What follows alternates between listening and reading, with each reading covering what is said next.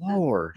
I know, it's really bad. It's really bad. She got 3rd-degree burns and had to leave the lake. Jesus Christ. What do you have against her? Like, did she have it coming? Or Man, I had to sleep in the truck because she was fucking my cousin. Son, look at me. You keep. I tell you that I got the brining all the time. I looked directly in this bitch's eyes and I was like, she has burned a person. I knew it.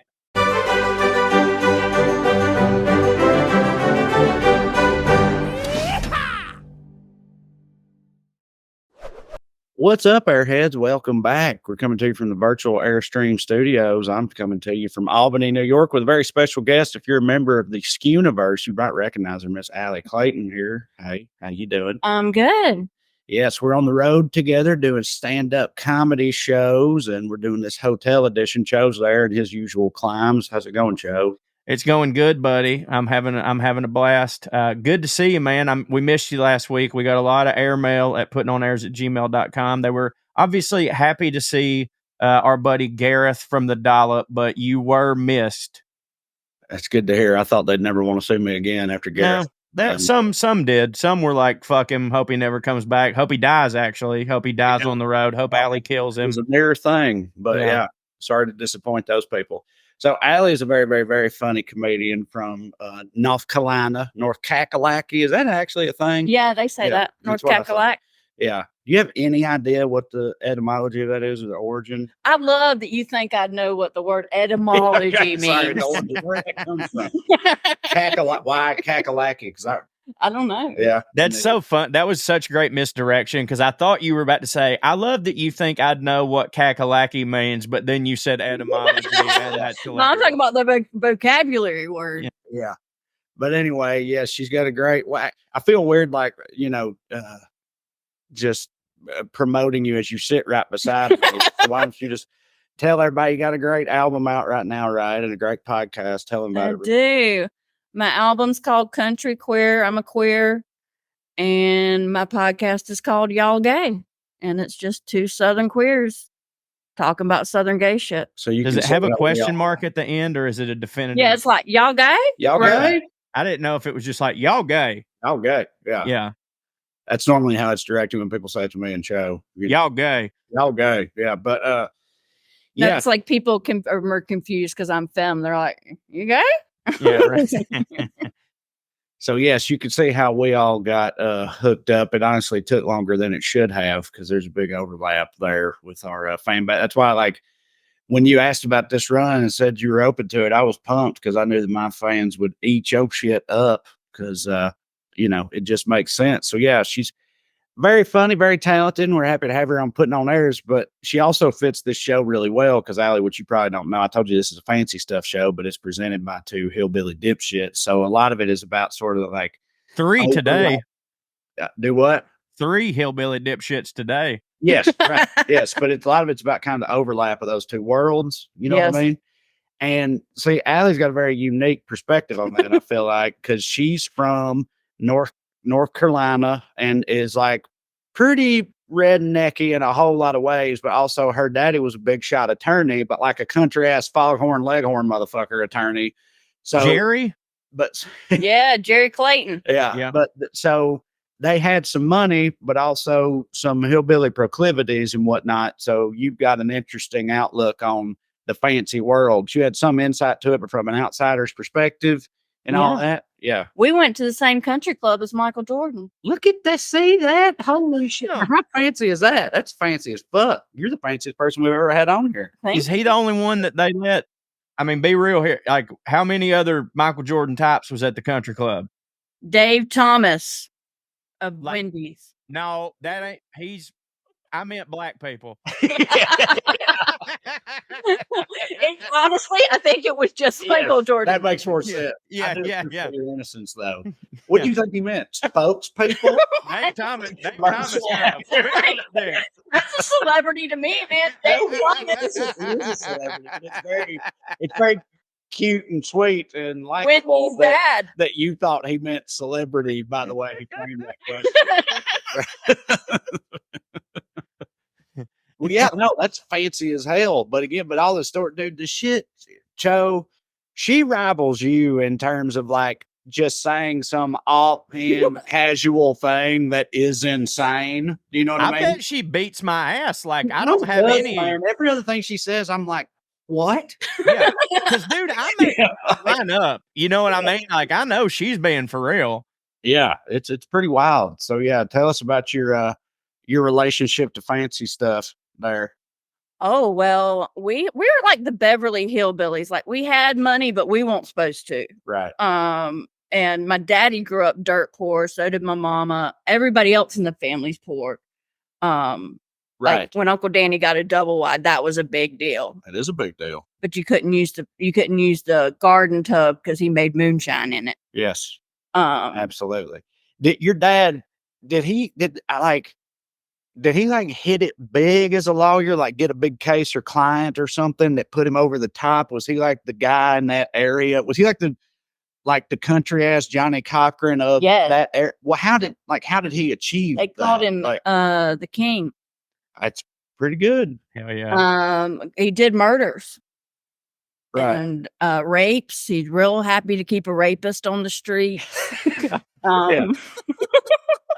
Well, listen, hey, it's an important. Somebody's got to do it. Somebody's got to do it. It's important to our criminal justice system. You know, people get fucked over a lot. So you need guys out there who try to push back. But yeah, he and by the way, alleged rapist on the street. That's what he would say too. Well, that's what it is. You know how in like movies and TV shows and stuff, you always see like this like seemingly clearly guilty person's lawyer standing on the steps of the courthouse addressing the local news like this injustice will not stand, right? Like, yeah. Did you like see your dad doing shit like that? Like, was he on the news and stuff on the courthouse steps, like talking about the murderer he's representing and all that stuff? Eating chicken? I don't remember that. I think he was like he was really good friends with Freda Black, who like did the Michael Peterson case. Yeah, right. The assistant DA. Was Michael Peterson the one in the boat? He pushed the girl. He pushed women down the stairs. I was gonna ask about that if your dad had anything to do with that, because that's like a famous one. Yeah, Nifong worked on that. Dad hated Mike Nifong. But we love Freda, but she died of alcoholism.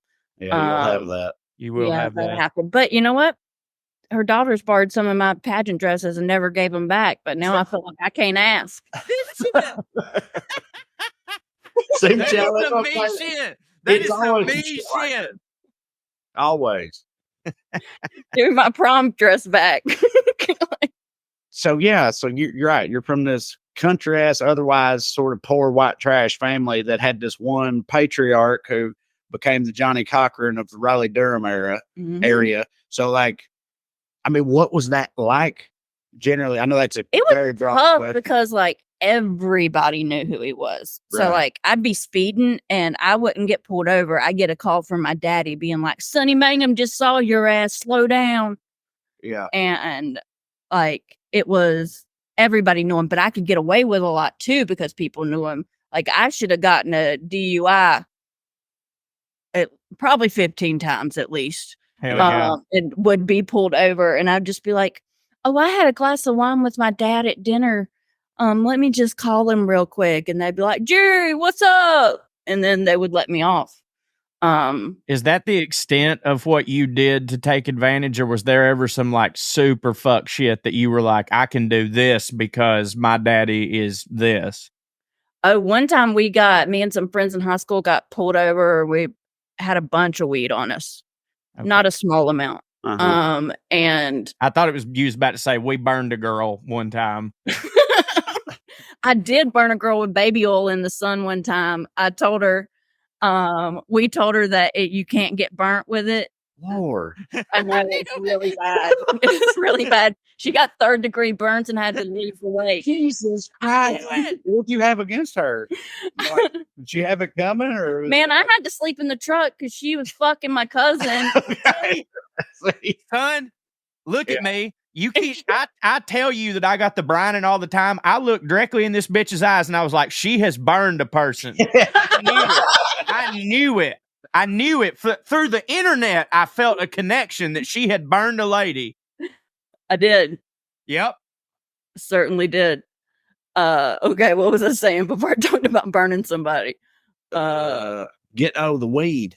Oh yeah, the weed. And so they had me handcuffed on the side of the road, and about 5 different cops pull up just to look at me. And they're like, "That's Jerry's daughter. Can you believe that's Jerry's daughter?"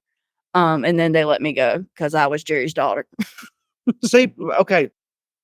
I don't, Drew, Yeah. Drew from the Schooner, but he was a public defender and stuff. And I thought that, like, I would have thought that the cops, like, them and the prosecutors are all aligned with each other, and a big defense attorney like your dad, I would have figured he would be like their nemesis or something. Right.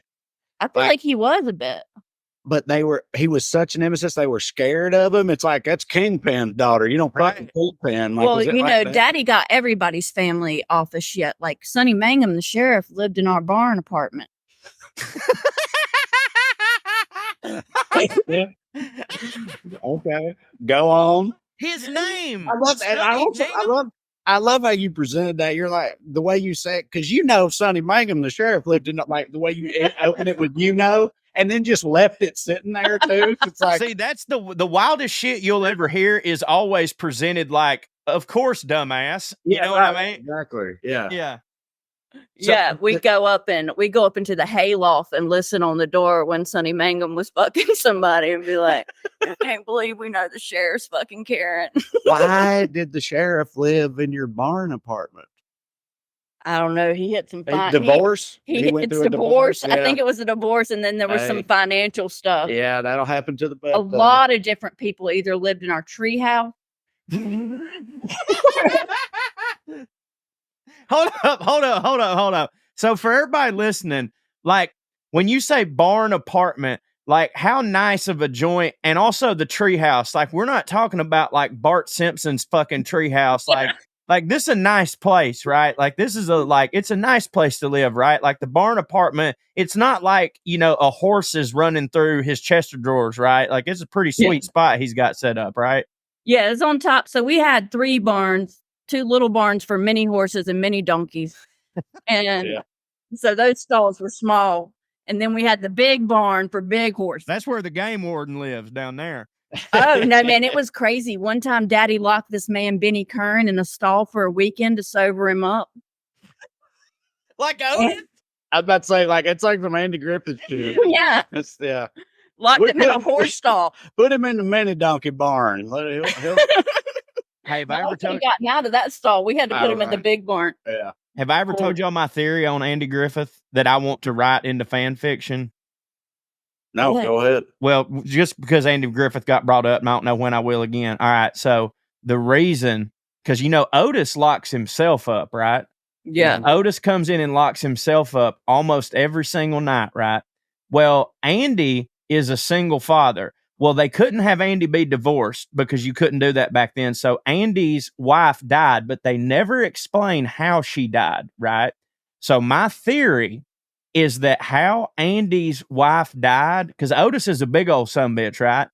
Otis fucked her to death, right?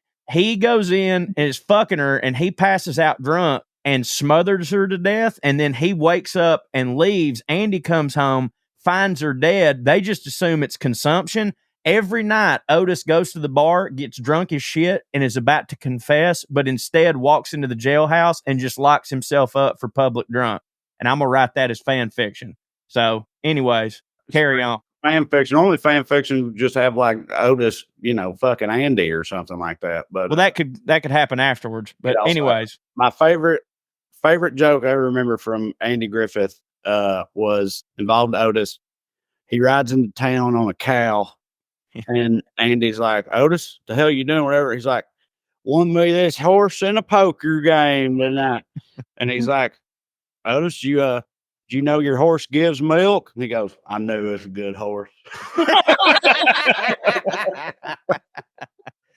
That was Pilot Mountain, North Carolina, where that was shot. Oh, really? So Mayberry is Pilot Mountain? Mm-hmm. Have you been to Pilot Mountain? Yeah, my cousin went to rehab there. Okay. Dude. You and Joel, man, you have like a lot in common because he also has that says insane stuff very casually, but he also, it's like in the state of Georgia, anytime somebody comes up, he's always like, yeah, you should sell motorcycles by that gas station outside of there. I was about to say, it's a good thing you're gay because our kids would steal so many cars. All right. So did y'all, you said you went to the same country club as Michael Jordan. Like, how much fancy stuff did y'all do? And what was it like doing that fancy stuff with your family and background? Well, we went on cruises and we thought that was real fucking fancy. Yeah. But now I talk about how it's like the trailer park of the sea. That's true. Yes. That's actually come up on the show before with other guests where they were like talking about how as a kid they thought cruises were like fancy for fancy people, but then you go on one and yes, it's just like the biggest houseboat that there is, like just a bunch of redneck shit going on out there. But yeah. So yeah, we had that. Obviously spent a lot of money on our exotic animals. Right. Obviously. They had a menagerie. Yeah. What all did you have? Oh man, we had at different points in times, we had a lion, a tiger, 3 monkeys, 2 zebras, a snow leopard, a clouded leopard. Damn. And then like a shit ton of dogs and cats and horses and stuff. And birds. Dad got real into birds and he'd take showers with them. He had this special suction cup thing that would go in the shower and he'd shower with the bird. Sure. What was he'd suction cup a bird to the wall, or you put on his stand for the bird to go on. Yeah. Post. Like a perch. A perch. Okay. Yeah. We had this guy, Glenn, that worked for us. And I do a lot of work in the disability community, but I think Glenn drank himself disabled.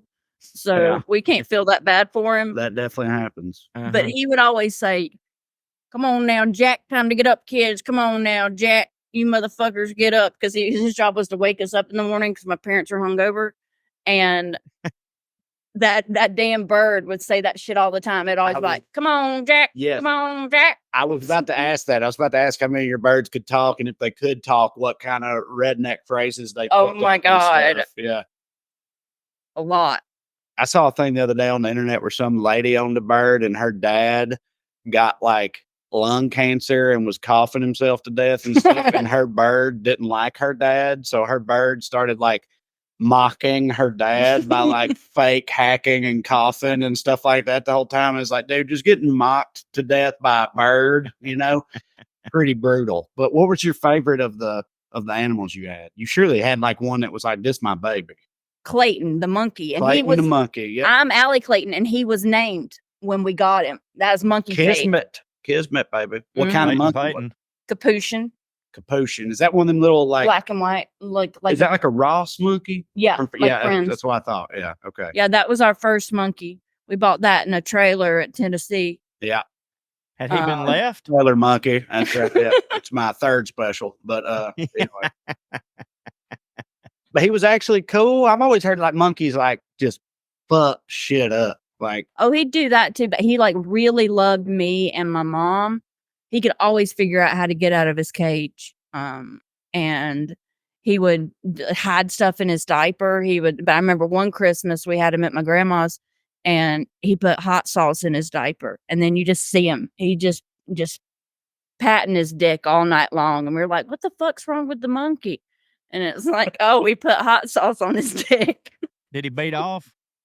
Oh my god, yes, a lot. Yeah. A lot. And it looks just like a real one. Yeah. Hell yeah.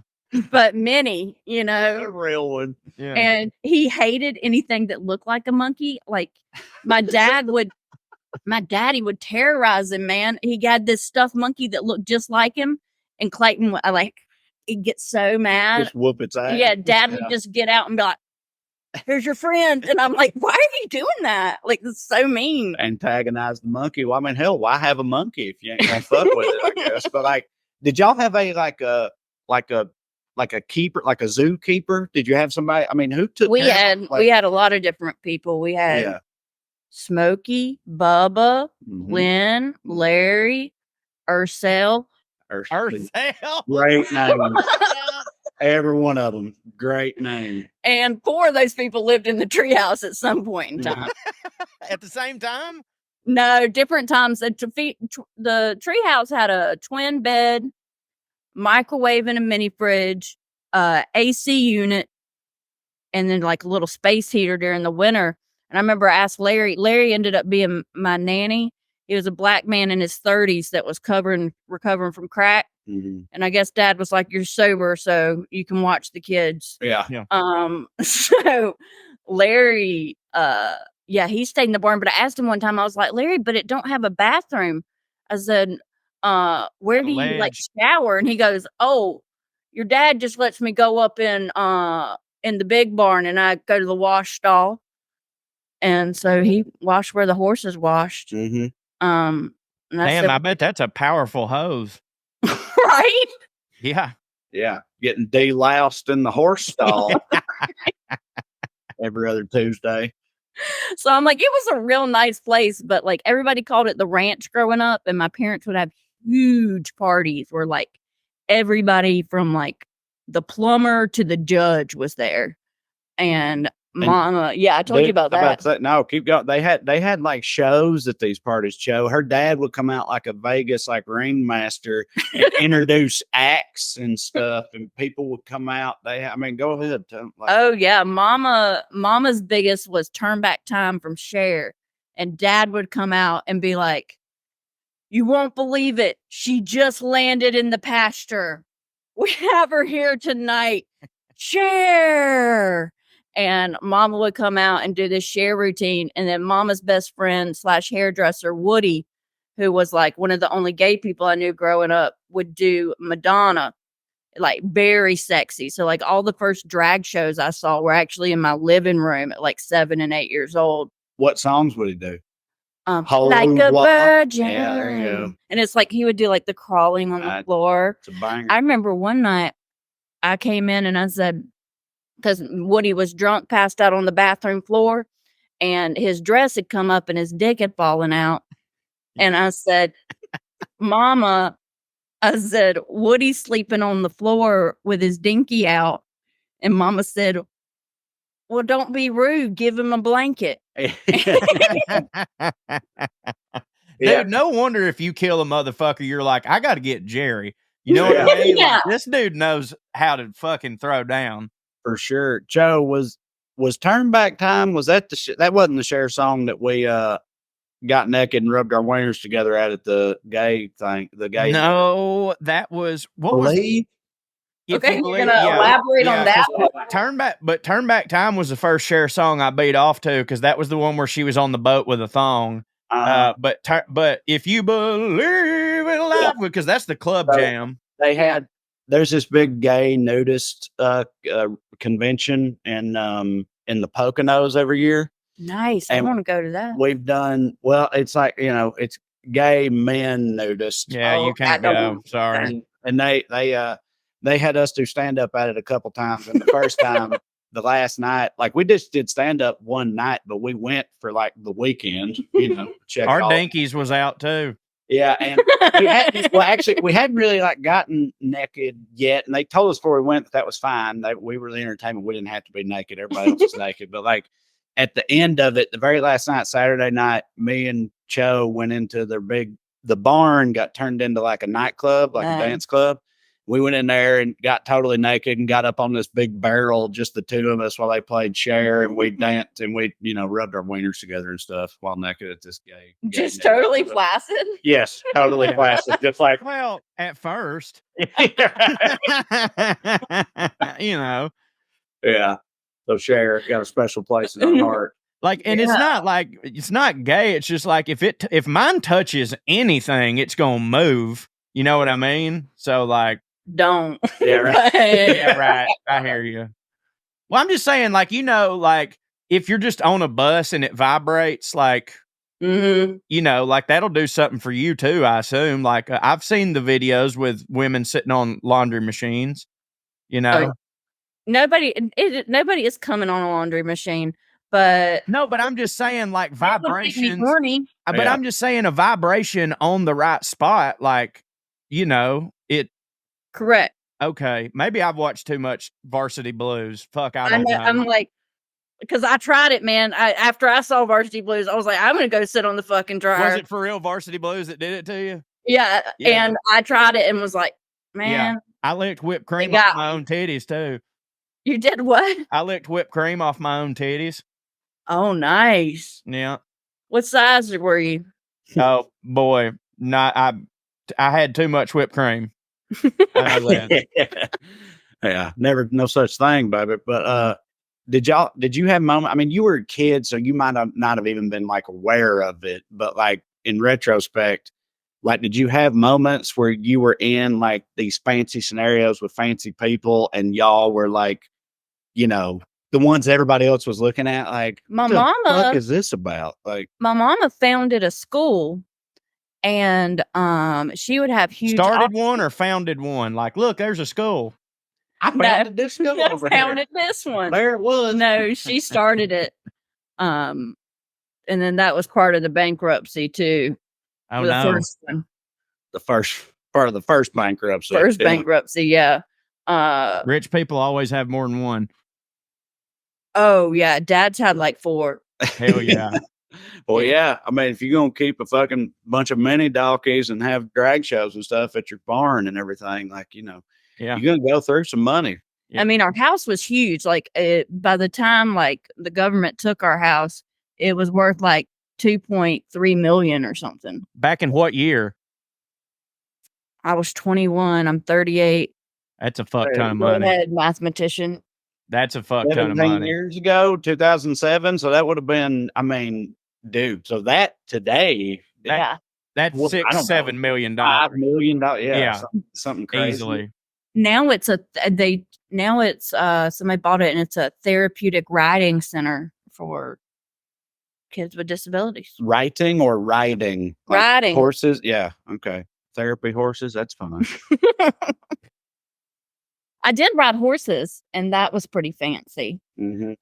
Yeah, I you're rode an a Karen equestrian. once, which I realized later in my life was a plantation. Mhm. Well, Yeah. dude, you'll have that. Where we're from, like, if there's a big piece of land where horses can be, it Yeah. used to be that. Like, Yeah. it just did. It just did. Well, they had so many of these little houses on the land, and I was like, these little houses are so cute, and they'd rent them out, and then I was like, oh, that was slave quarters. Yeah, 100%. We got them. Yeah, but they were real rich. But then my riding coach, he got bucked off and broke his neck and died, and then I was like, I don't really want to ride anymore. Yeah. I mean, that makes sense. Yeah. Happens to the coach. I mean, goddamn. Yeah. All right. You want to go through the fancy 5, Joe? I sure do.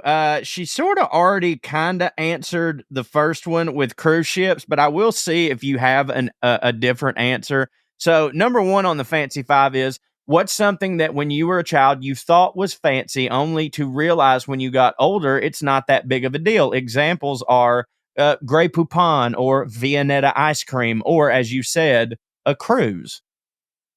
The Marriott. Mm-hmm. I mean, that shit was fancy. I did beauty pageants, and we'd go to the Marriott, and that was, I remember my Uncle Danny thought that was a big deal. He showed up with a trash bag as his suitcase and his own box fan. Yeah. We bring our own box. We bring our own box fan still. Right? Yeah. Yeah, so definitely, yeah, the Marriott. And Mama still says, I talked to Mama last night, and Mom was like, where you staying, Marriott? Yeah, right. He got you at a Marriott? Where you at? Yeah. And it's like, yeah, you know, yeah. And then you like, as a comic, you end up staying at the Marriott by the Dayton Funny Bone or whatever. And you're like, yeah, this ain't exactly the Beverly Hills Hotel. What is even a fancy hotel? I don't know. I mean, the Roosevelt, or yeah, like, what's that one in LA that everybody always talks about? Like, the Roosevelt in LA is nice. The Beverly Hills Hotel is nice. But I mean, I've stayed at I got put up at the Roosevelt, and it certainly is nice. But like, I would say Hilton too. Like, don't get me wrong, there are tiers to Hilton, you know. Yeah. But like, we're in a Hilton right now. Yeah, right. It's But all right. like, I remember as a kid, it's like you just heard Hilton and you thought, "Holy fuck!" Oh, like, yeah. that Oh, yeah. thing. And now it's like, dude, Marriott is owned by Hilton. Like that's a Hilton thing. Matter of fact, they own all of them. My cousin was at. I don't think Marriott. I only know this because of various loyalty programs. Right. Marriott's got their own one separate from Hilton. But either way, Hilton. Like, remember my cousin was in the drunk tank once, and he kept asking for like a pillow and stuff, and the cop was like, "This ain't the goddamn Hilton," you know. But it's like, again, dude, they got Hiltons in the roughest part of every town there is, or just the suburbs and shit. They're not really that great. A lot. I feel like. You get into doing stand up and go all over the place. Like I don't know. There's like the actual fancy hotels. Then there's a huge gap. And then there's like all these hotels that are like nice enough, but they're not, they don't have like, they're reliable, like warm towel machines. Right. Like, you know what I mean? Like, and even with the tiers of Hilton, like, Hampton Inn, that's owned by Hilton, Yes. and like, Doubletree, that's owned by Hilton. Doubletree might be my favorite Hilton variety because of the cookies. The cookies, yeah, yes. Because of the cookies. Hampton, which is owned by Hilton, I like them because they have to-go breakfasts. I like that. But these are like reasons. Yeah, they have like if you don't have time to sit down to their shitty fucking complimentary breakfast, they have a bag that has like an apple and like a protein bar and a water bottle and stuff. But yeah, I mean, like Hilton don't mean shit, like what we thought it did. So yeah, I get that's a good answer there. And by the way, bringing a box fan, I agree with you that people consider that trashy, but like until they start providing box fans, what the fuck do you want me to do? Because like I like having a box fan. And no hotel has fucking box fans. Dude, I just stayed in a genuinely, for my standards, like pretty nice hotel on the Central California coast in this little town near the Hearst Castle, like overlooking the beach and stuff. But it's not like, it's like it's almost kind of bed and breakfast or whatever, but they don't have air conditioning. But listen, I know, I hear you, but it's almost always fine by the coast in that part of California but because they don't have air conditioning, they had a box fan in there in the closet you could use. And dude, the excitement I had when I opened it up, I was like, Katie, there's a goddamn box. And she was just like, oh, Jesus Christ. Cause she don't like, she freezes to death all dude, the fuck time. her. So she don't like my predilection for fans. Yeah. I was like, we got a box fan, baby. This is a uptown joint here. But yeah. Dude, me and Amber jail on box fans. Like, dude, sometimes we will double box fan. Like, it's like she's got hers over here, I got mine over here, and then we'll have an oscillating one in between us. Sure. So we got like your own little localized cold front. Exactly, dude. Box fans are New York. I'm so good for you for having the amount of space for that many fans. Oh, dude, yeah, we got it. We got a lot of space for not a lot of money. All right, not a lot of money, bitch. You got to get down here. Get down here. All right, that's a great answer, Marriott. Second question. Also, sorry for calling you a bitch. You're just that's all right. I can be a bitch every now and then. Well, it's just I know you're not supposed to call women that, but when they got an accent, they feel like my people, and I feel like I can say whatever I want to them. Oh, I don't care. Call me a bitch, a cunt, a dyke. I don't care. To me, it's a term of endearment. Anyways, number 2, when you think of fancy, what actor, past or present, comes to mind? Joe, I sent her the list that said movie. He said movie. So Oh, okay. No, that's fine. No, do that. I like that. Okay, so Little Women, Aunt March, and when she goes to Paris, and then Clueless, simply because of the closet. Clueless is a good one. That's a great one. Yeah, because it's like I feel like that. I don't know. Your head don't immediately go there, but that's a great answer. It's like Real Valley Girl stuff or whatever. Yeah. So yeah, that's a good one. Clueless is a fucking banger of a movie, man. Clueless is awesome. That movie, it's so different watching it as an adult as it is watching it as a kid. I loved it as a kid and it was hilarious, but I didn't get it's truly a brilliant movie. It's a really fucking well done movie with a really tight, great script. But you're right. It's so Valley Girl, money. And I don't know that anybody lawyer. Yeah, I know. Yeah, sure is. Dan Hedaya. Shout out to him. Good actor. That's a perfect apparently Alicia Silverstone though is pretty wacky. and like now as an adult, and she did this whole campaign with her son who's named Bear, and where she's like promoting children walking out of science class if they're asked to cut a frog open. Mm-hmm. Yeah. So she's like hardcore PETA type thing? Yeah. Okay. I mean, that frog's already dead. Hell. No, Might as well cut it open. You should see the poster for this shit, though. It's real funny. See, that's the thing that, like, no matter how, I'm sure you get this, Allie, because, like, we're in the arts, you know, if you want to call comedy that. So I feel that we lean a little left most of the time, those of us in the arts. But those of us in the arts who are from the South, we usually have a cutoff, and it's usually being like, oh, shut the fuck up. Cut the goddamn frog. You know what I mean? Like, because I saw you roll your eyes too. Like, when I hear shit like that, I'm like, this is why we don't win fucking elections. Shut the fuck up. Cut the goddamn frog. You know what I'm saying? I agree. But so Little Women, like, are you into those like period piece things like that? You like that type of stuff? Because I feel like most of those are kind of inherently fancy for the most part. They never really. I think they should, and maybe it exists, but they should do things like that that are focused on the peasants and stuff. Yes. Well, upstairs, downstairs. That would be fun. What's that? Upstairs, downstairs is sort of the precursor to Downton Abbey. Well, even in Downton Abbey, I know they focus on the help and stuff, but the help work in this huge abbey, so they're gussied up too. Yeah, you know what I mean. Right. I'm talking about, like, you know, plucking a goose and just peasants, right? Like, just flea bottom. Let's see some of that. Yeah, some of that. But okay, I agree with you. Yeah, and like I think I had a crush on Jo March and I didn't realize it. She was like, she's real good at reading books. Ooh. Speaking of books, while we're here, this is sort of an aside, but we've talked about it on here before of how, because this is true for my wife too, of how like women's porn is prose. Does that apply to you as well? Like, like smutty books and stuff. Oh, yeah. I have never watched the beginning of a porn. I fast forward. Right. So but do you exactly, not to get too personal, but like, do you prefer visual porn, or would you rather read a book that has like well, I mean, obviously you're country queer, so you're not reading the same ones that my wife is, but like, are you reading lesbian erotic fiction, or are you watching shit? I'm sorry if I'm getting personal here, but I'm watching too much of it, to be honest. We just always found that fascinating that women read to come, because like men would never do that. Yeah, well, I'm dyslexic. It would take too long, man. Like, by the time I've gotten through the sentence and comprehended, like, yeah. No, but my recent thing, my friend keeps making fun of me about this, has been gilf porn. Really? Hey, grandmas, man. Me too.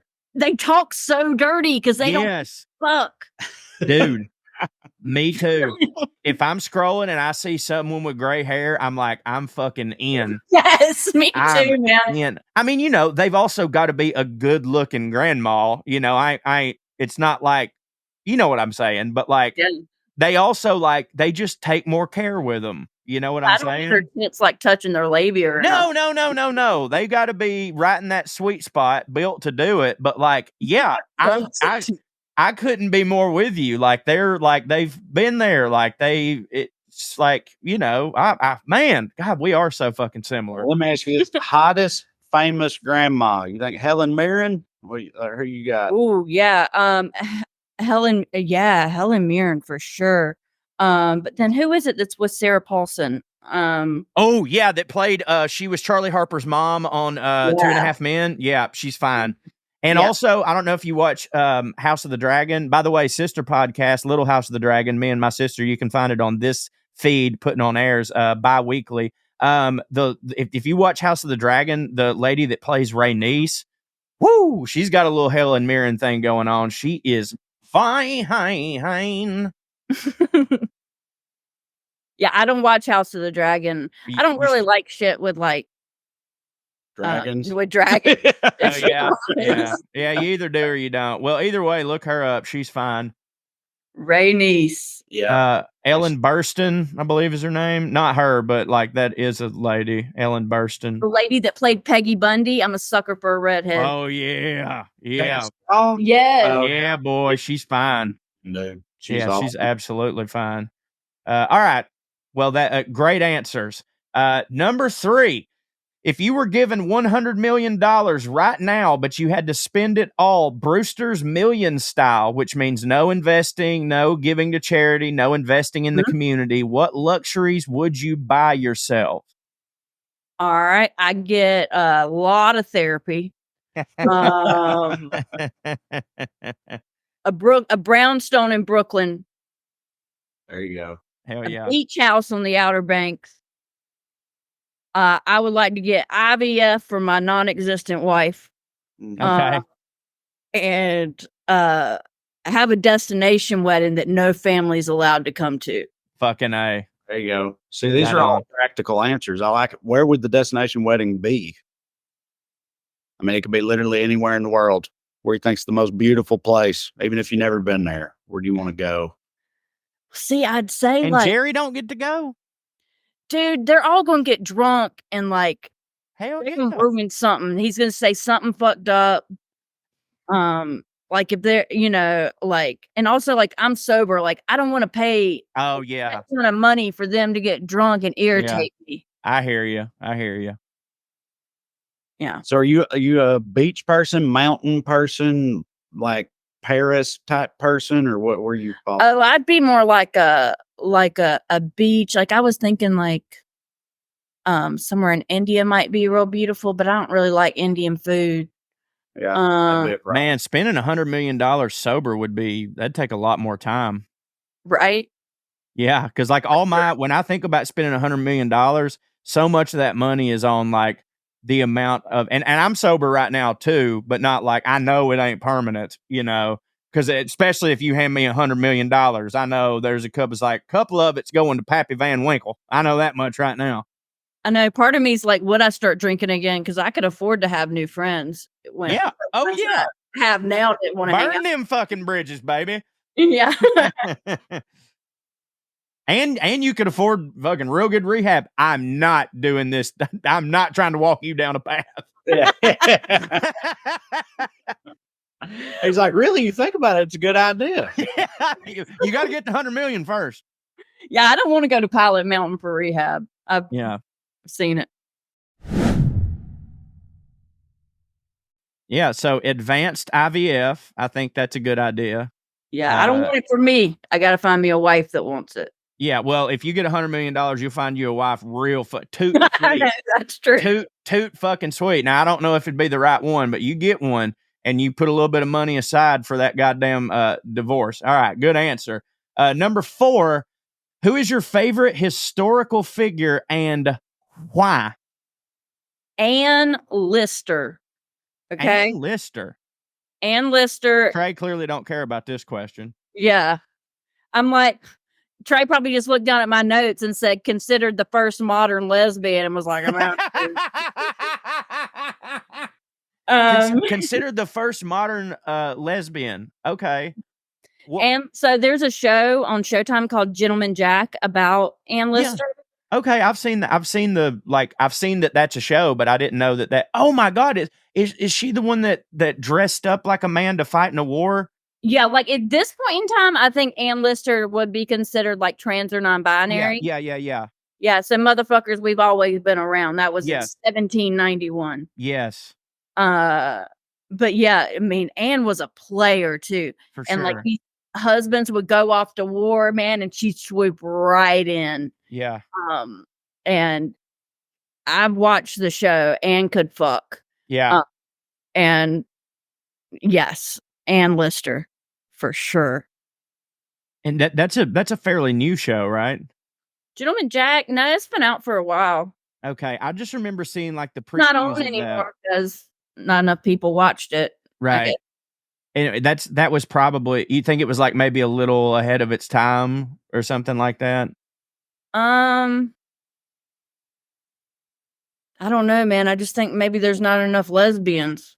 Well, I don't know. I just hear that right now, and I think, God dang, like that seems like Emmy bait. From the- Like should, yeah. Well, I'm definitely gonna check that out now. But I think, like, do you feel like that people, like, anytime there just is a lesbian in a thing, that there's a contingent of people that are like, this is pandering woke bullshit or whatever? Yeah, like It's this is, and especially because like Ann Lister was also like out lesbian, but also was trans, was definitely being Right. considered trans. But it's one of those this things day where and it's like, you know, that person existed. Also, these people exist. Some stories should include these Yeah, people nobody since they wants to exist admit in the that though, world. that they've Right. always been around. Well, Right. there's also people that'll be like, no, that person existed, but now they're making them, you know, this. Like, you know, the Alexander the Great thing came out and they're like, oh, they're making him gay. It's like, dude, the defining characteristic about the Greeks is that they were the biggest butt fuckers that ever lived. Like,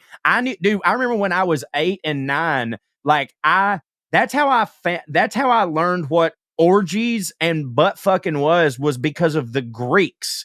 You know what I mean? And like, this is long before it was cool to be woke or talk about any of that stuff. It was like, I learned that through not the fucking media, through like reading historical text. You know what I'm talking about? About how like these people would like, these kings and princes and stuff would like have this legion of boys, and some of them would be like, go find me a boy that looks exactly like me because I'm very narcissistic and I want to fuck the ass of someone who looks exactly like me. I'm not gay, by the way. I just I'm hungry for power. And it's like so now they put it on TV and it's like, oh, they're just, yeah, no, you're right. It's truly insane that they're like, if you show history as it happened, you're pandering to who? You know, I don't know. It's very, very bizarre. Ann Lister, I feel like I'm glad that you said that because I should just do a whole Professor Cho on Ann Lister. Yes. Yes. I know you don't know what Professor Cho is, but that's when I do a subject. I'm feeling. Yeah. Okay. Right on. But yeah, and last one here, and then I've got some very funny clips to show y'all if we've got time. We talk a lot on this show about the Venn diagram where fancy people and trash people overlap. You, by the way, Ali, may be the most stunning example of this we've ever seen. You're the personification of this. Like we've tried to talk about it. We've tried to but you existing is the biggest example of it. Examples include loving boats, booze, fucking their cousins. Can you think of, aside from yourself and anything you've already said, can you think of any other examples in which the posh and the trash have something in common? Pools, man. Above ground for the poor, in ground for the rich. That's good. Or, you know, if you're real poor, inflatable. Yeah. But we all love a pool. Fish is fancy as fuck. That's true. It's also like catfishing. Yeah. You know? And then hunting for rich people, man, they like go to Africa and like kill elephants. Yes. Yep. Yeah. A couple of those I had brought up before the fishing thing. There's like a big redneck fishing thing in I feel like it was Ohio or something. They got this lake or river where there's these real invasive carp that somehow got in there and they're fucking everything up. So they had this big, huge, everybody come together fishing tournament every year to try to like cull the population of these carp that they have. And like they like jump out of the water. So they're just like snagging them and shit like that, like in boats and Like stuff. a They're just bear. snatching them and stuff like that. Yeah. And they get real into it. But then Well, fancy noodling's people, insane. noodling. Yeah. That's where you shove your hand down their mouth. Right. Yeah. Just, yeah. It's like my ex-girlfriend. I'm just kidding. You got noodlers in your family? You Well- ever been? I thought you were about to ask her if she fist. I don't, but I would if somebody asked me to do it. Once again, still looking for that wife. Mhm. Let's see. Well, no, my Uncle Danny was a big catfisher. And then he also, though, he would illegally alligator hunt. in Santee Cooper in South Carolina. And he would take baby chicks as the bait. Mm-hmm. And then I remember one time he came back with one chick, made it out Buddy, and I got to keep him. And we had to move into an apartment for a while. We had a wild Russian boar in that apartment, 3 dogs, and a chicken named Buddy. A wild Russian boar? Is that what you said? Yeah. I thought boars are like, I mean, are they not a fucking problem? Yeah, it's not good. And we had this neighbor downstairs because we were redoing our house. So we were living in this apartment. We had this neighbor downstairs, Glenda, that kept calling and saying we had aliens in our apartment. And because it's all the noises the boar would make. It's funny that she went right to aliens. Yeah, she you know what I mean? It's funny because she's like kind of right. Like she has a reason to complain. But she's also crazy because she went straight to aliens or whatever. You know, oh, man. Like, they got aliens up there. Hated my dad. Hated him. He sings real dirty songs. Like he has one about like, and I pulled her pussy from her ass to her navel. Like it's insane. We talking originals? Originals. How's the rest of that go? I don't remember that one, but I know there was there's also one about like my ass has a hole in it. It don't work no more. I went up to the mountain, went down to the sea. My ass has got a hole in it, 3x3. And yeah, he does a lot of originals. And Glenda really hated him. And he did pour a whole tiny refrigerator that got frozen. He defrosted it. And instead of just like going inside and like pouring it out or whatever, he poured it through the balcony, and he didn't know Glenda was down there and poured it straight on her head, man. Oh, she hated us. That's another thing that Rich and Trash have in common, I feel, is believing insane conspiracy theories. Like trash people do it too, but then super rich people take psychedelic drugs and fucking get into all that shit too. You know what I mean? Anthology, man. Yeah, absolutely right. Well, speaking of Russian boars, here I wanted to share y'all this clip. He's come up a few times on this show, and I don't really know whether he counts as fancy or whatever, but he has come up. This is a interesting Steven Seagal clip. He's come up on here because Trae, and I don't know how you feel about this, Ali. We were trying to figure out who the modern day Steven Seagal is. And Trae said that he thought it was DJ Khaled. Marinate on that for a second. And then here's this Steven Seagal clip where it's multiple clips of him discussing his origin. Here we go. It's the most difficult thing for me to talk about because I could make something up that would sound better. The truth is just too hard to believe for me. I was born from a mother who was found in a shoebox when she was born. My mother was American Indian. Are you of Italian descent? Yeah, I have some Italian on my mother's side and some French. My mother was a Mohawk. I think that my mother's side is probably Irish. My grandmother surely looks pure Mohawk, and I'm pretty sure she is. Grandmother in your lineage that is Mongolian? They look like Russian Mongols, but I don't know what they are, but they're something Asian. Father's a Russian Mongol. Part of his family are from Texas, so let's put it this way. I'm Russian. I'm a lot more Asian than I am American. I'm a Russian Mongol, and I'm Russian. Mongolian, and we don't really know which tribe it is, and all of those people are dead now, so I can't ask. So, don't know where the fuck he's from. He's either a Russian Mongol. The Indian part of it is all very kind of like stereotypical. I don't know where Steven Seagal is even originally from, but you ever heard the old joke, what do you call it? 16 white people from the South in the same room together? What? Full-blooded Cherokee. Oh, yeah. Because everybody's got you got Indian blood in you? Is that part of your family's legacy? My Uncle Lynn, who was a piece of shit, but he married this lady, Maria. And I didn't know, except for like a couple people that worked on our land, I didn't know any Mexicans growing up. And so I thought she was Cherokee Indian. So I started telling people I was half Cherokee Indian. Right. And half. Look at your ass. Not blood related. But So then your to find uncle married a person, and you went straight to I'm half Cherokee. Uncle married Yeah, a Mexican. that's what I was telling kids at school. But she was Mexican. Yeah. Well, again, who among us, man? It's a thing. Everybody at one point or another had to be like, I got somebody in my family that's Indian. Your dad still clings to that, right, Joe? Dude, and yeah, yes, he does. And because of Soggy Sanook. Soggy Sanook. Soggy Sanook, who used to, and dude, like, here's the thing, man.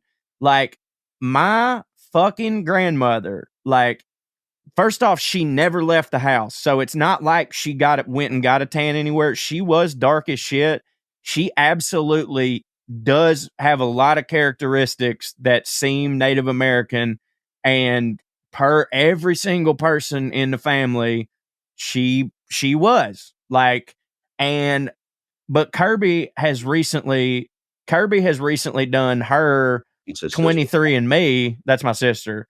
And actually, you know what? I don't know the full results of her shit. I do need to talk to her about that.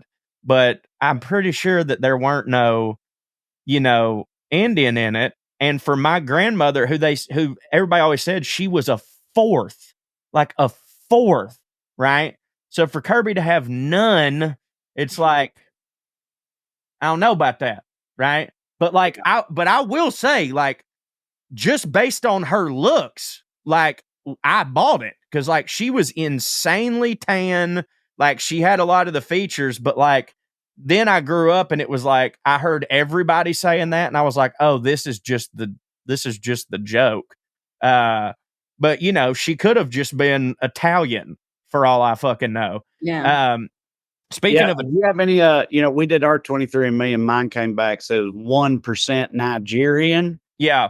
I was like, order my dashiki, baby. Look at this, Katie. I'm gonna be like Nancy Pelosi kneeling after George Floyd. I'm gonna say it. Yeah, right. Yeah. I'm gonna say it. Say it right. And of course, Katie immediately is just like, well, I mean, you know what the implication of that is, right? The only way that could have happened. I'm like, yes, of course I know.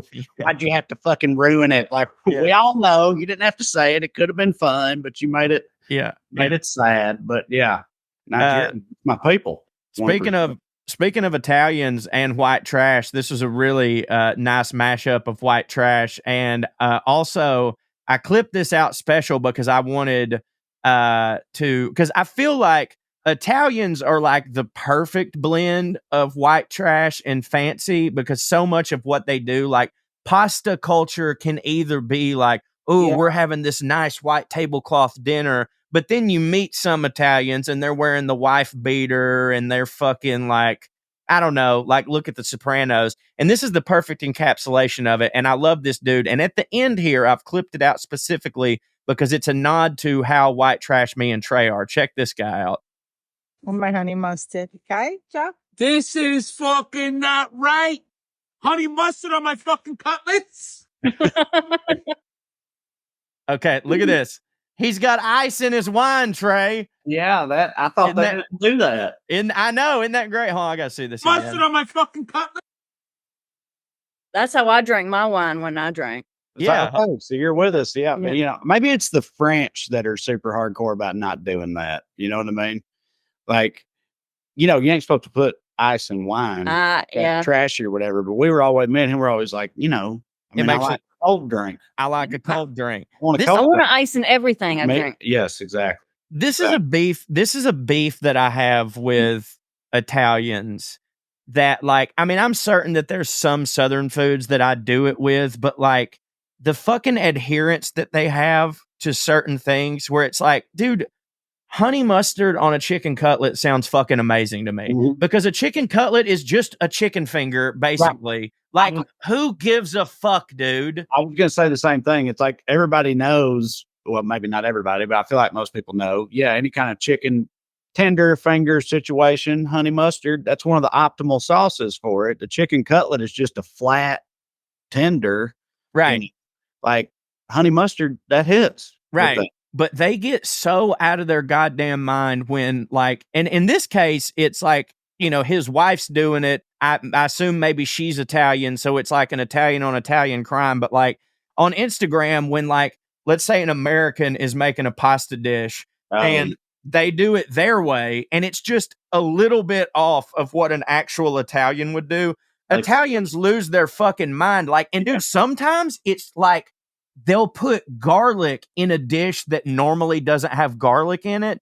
And it's like, it doesn't have the garlic. And it's like, okay, first off, are you suggesting to me that the addition of garlic is ever a bad thing? And it's like, but my point is like, hey, Antonio, we're not in fucking Sicily right now. Like, it doesn't have to be completely authentic. Like, it doesn't mean that it's not good, motherfucker. Everything doesn't have to be exactly the way your fucking nonna made it. Like, it drives me fucking crazy, dude.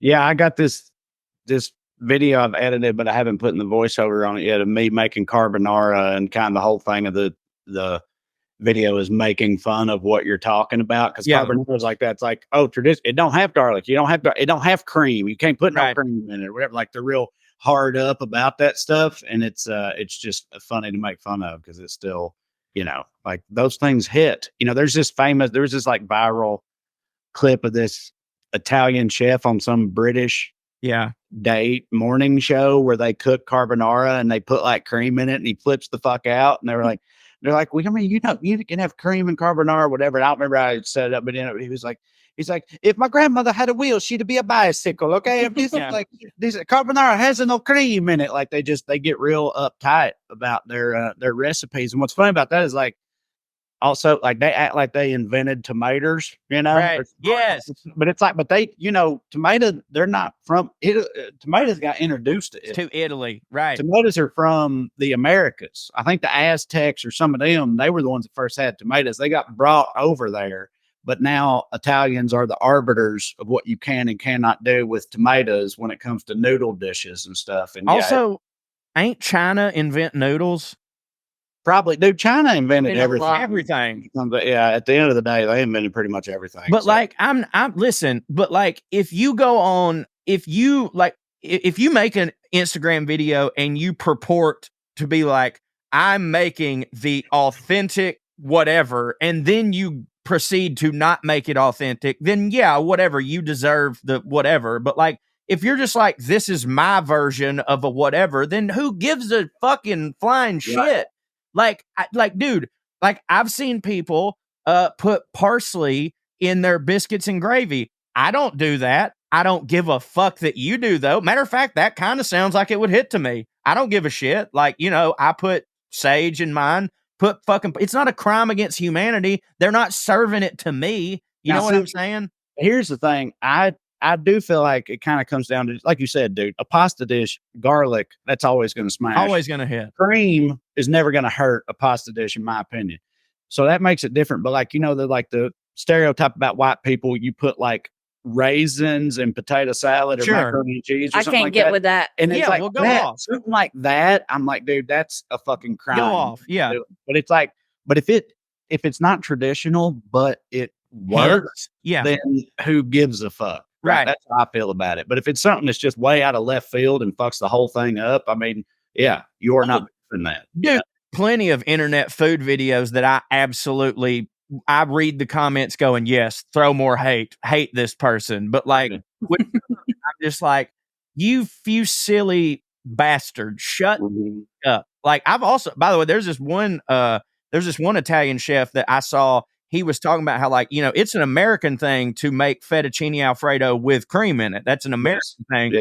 And so he decided, he was like, I'm going to make it our way, the Italian way, and I'm going to make it the American way, and I'm going to test it out. And yeah, the traditional way is just butter, Parmigiano Reggiano, and pasta water. And which, by the way, I've done it that way, and you can make it creamy with just the pasta water, but he added cream, and he admitted, he was like, listen, it's not traditional, but it does hit harder. His cream fucking hits. Right. You know what I mean?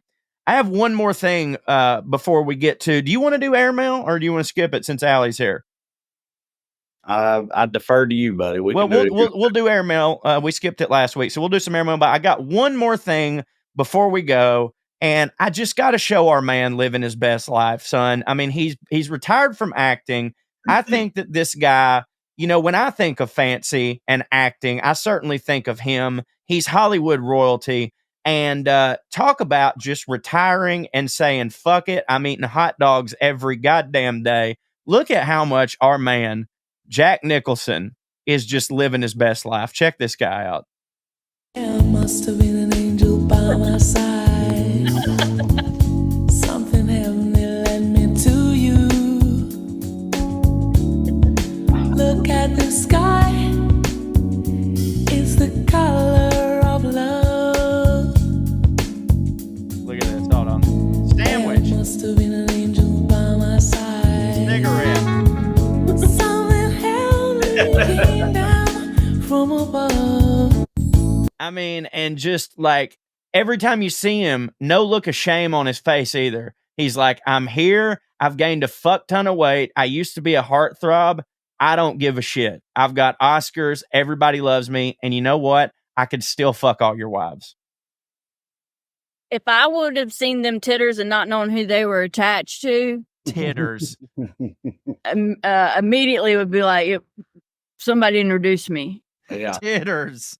Yeah. He also like, dude, I mean, how do you know how old he is, Joe, off the top of your head? He's got to be 80 something, right? Yeah. Because hold on, let's look it up. Recently, these paparazzi pictures came out of Gene Hackman, who also rules, right? And right. He's looking pretty ancient rough. And rough, right? Yeah. But it's like, I'm like, well, that's he's the man 90 something. 90 years old. Leave him alone. Like, it's fine. Right. But like, dude, Jack's out here on a boat smoking cigarettes and eating hoagies and stuff. Like, he's still crushing, man. He's 87. 80. That guy's Damn. 87. 87 years old. 87. Killing it. 80. He's smashing. And think about how hard he's lived. Like, he was going to the Alan Carr parties back in the day, like fucking doing coke, doing all that shit. And yeah, Gene Hackman's like 94, 95 or something. And by the way, he looks like a 94, 95-year-old person. Jack does not.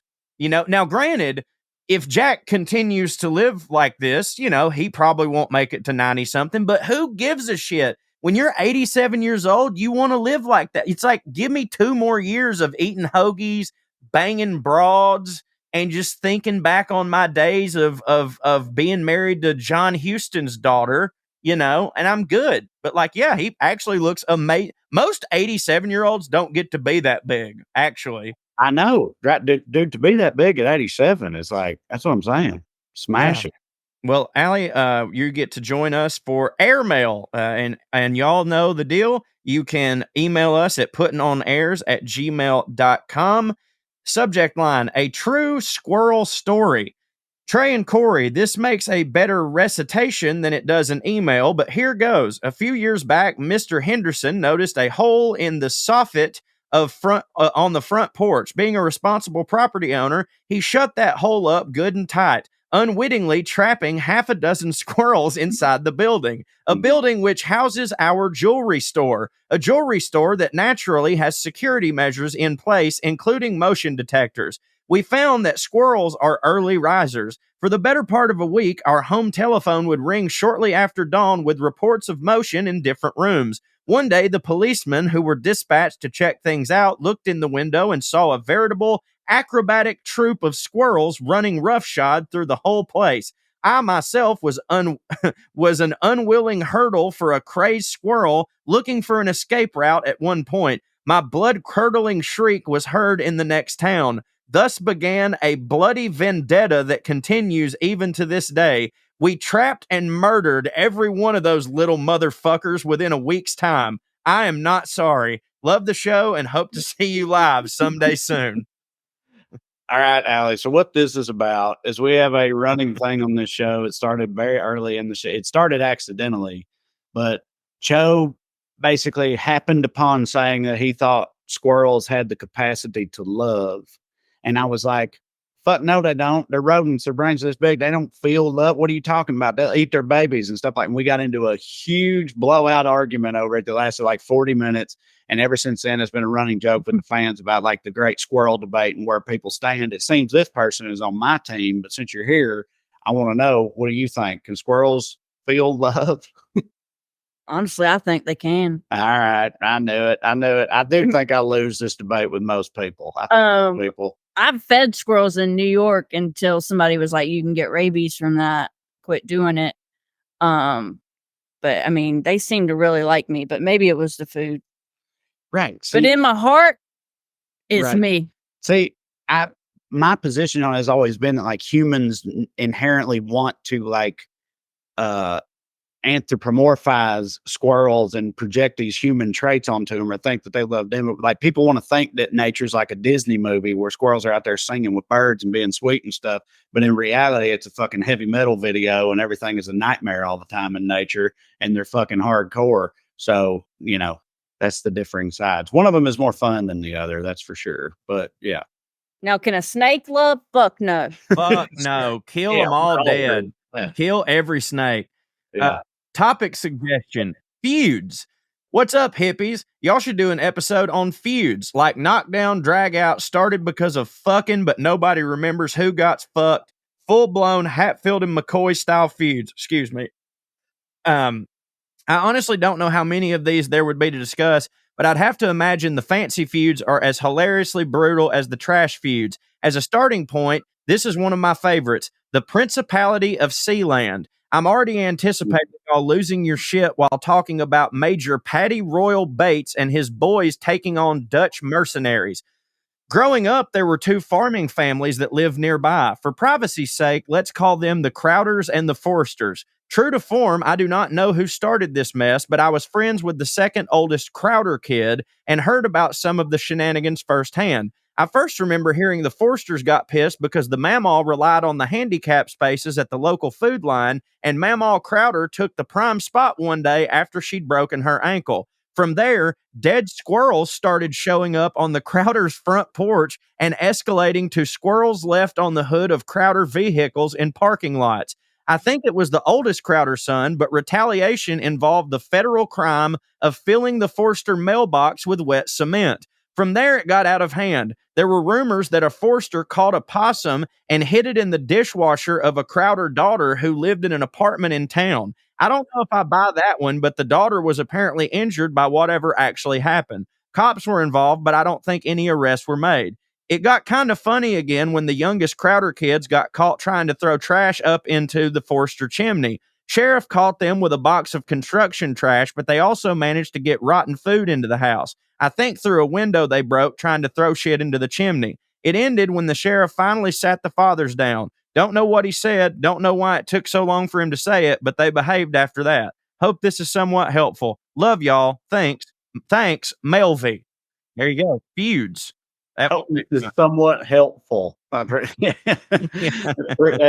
Those stories did bring me to a conclusion I've been looking for. But yeah, feuds. I mean, that's a good one. We should look up various feuds and stuff. I agree. Which feuds? I played Alifair McCoy in the Hatfield and McCoy's musical in Theater, West Virginia. So you did? I did. You got tape of that? Theater, West Virginia. At Theater, West Virginia, man. It's an outdoor theater. That was my first big gig. Did you sing? I did. Hell yeah. Hatfields and McCoy. There you go.